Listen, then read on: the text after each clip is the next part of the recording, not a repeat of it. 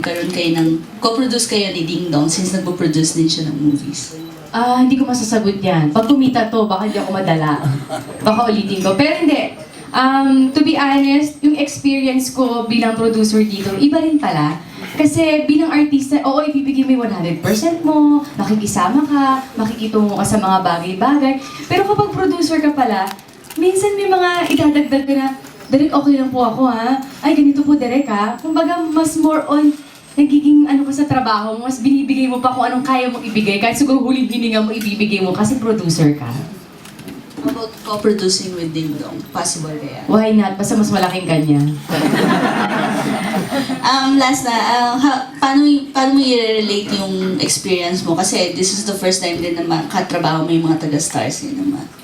Ay, wala akong masasabi kundi ang sarap nilang magmahal dahil sobrang winelcome nila ako. Mararamdaman mo na walang ilang factor. May catering nga. Kita mo, may catering nga kami. Diba? Mabait sila. May ang sakot talaga sa catering mo. Napakita lang sa susunod. Ayoko na.